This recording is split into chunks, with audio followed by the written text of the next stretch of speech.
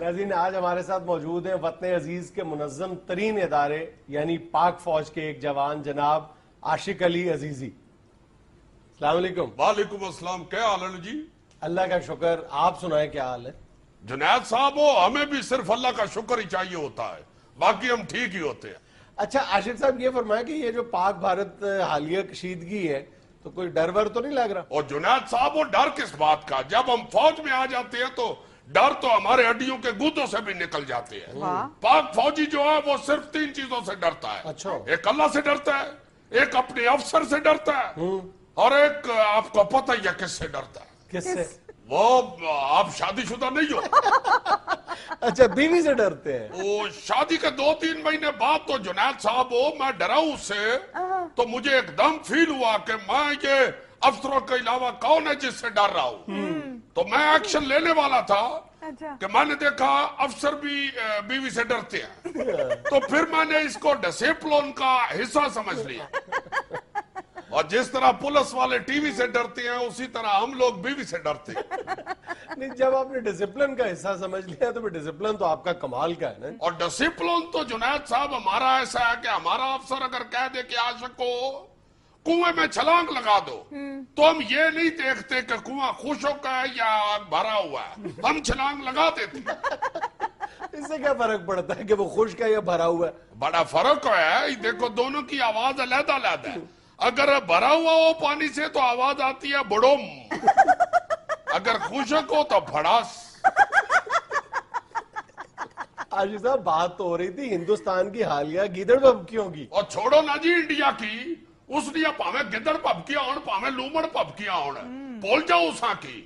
اور جتنی دیر تک پاک فوج نہ ایک بھی جوان زندہ ہے تو اساں کی کوئی گھبراون نہیں, لوڑ نہیں.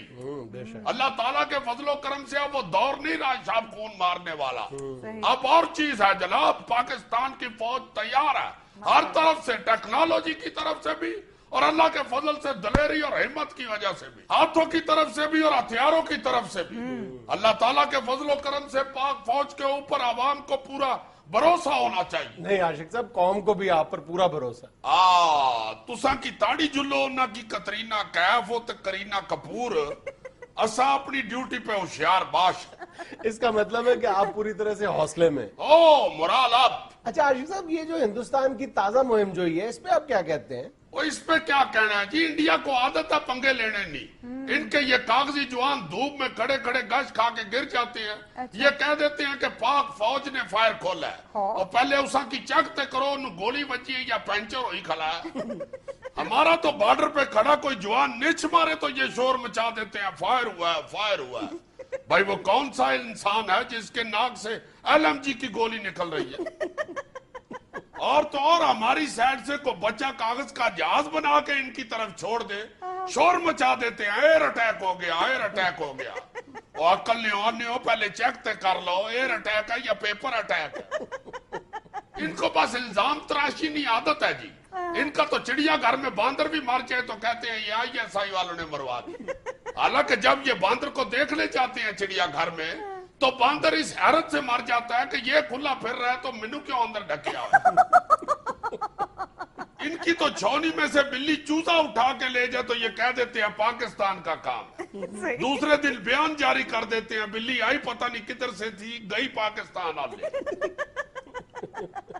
ایسے الزامات لگاتے ہیں بھارتی. ہاں نا جی, ان کی تو دلی میں کسی گول گپے والی ریڈی کے اوپر وہ جس کو یہ پانی پوری کہتے ہیں کو گول گپا پینچر نکل آئے تو یہ شور مچا دیتے ہیں یہ ISI نے پینچر کیا. اب دیکھیں نا یہ جو بمبے میں حملہ ہوا ہے ہوٹل میں, اجمل قصاب ہو کا وہ بندہ کو بنا کے تو اس کا وہ ریکارڈنگ بھی سناتے رہے ہیں. تو اس کے بعد اب خود ان کے بندے نے کہہ دیا کہ ہماری گورنمنٹ نے ڈرامہ کیتا ہے. ہونے نہ کی بندہ پوچھے لالا جی وہ جیڑی اجمل قصاب نہیں آواز سنانے ساؤ وہ کیڑے ایکٹر کو ریکارڈ کروائی سانے. بہرحال ہندوستان علاقے میں اپنے آپ کو سپر پاور تو سمجھتا ہے نا. اور جی کس بات کی سپر پاور ہو, उनके पास भी एटम बम है, हमारे पास भी एटम बम है, अल्हम्दुलिल्लाह। और अल्लाह ताला के फजल और करम से ये जानते हैं कि इनका एटम बम कैसा है और हमारा कैसा है। हमारा अल्लाह के फजल से एटम बम बहुत अच्छा है, इनका सिर्फ एटम सॉन्ग बहुत अच्छा है। वो क्या इन्होंने बनाया था, मुन्नी बदनाम हुई डार्लिंग तेरे लिए। ये तो अल्लाह ताला का शुक्र है कि इनकी मुन्नी ने खुद बता दिया कि वो डार्लिंग के लिए बदनाम हुई है, वरना इन्होंने मुन्नी की बदनामी का मुद्दा भी ISI पे डाल देना था। नाज़रीन, ये था आज का हस्बे हाल। खुश रहें, खुश रखें। आपसे मुलाकात होगी इंशाल्लाह कल। अल्लाह हाफिज।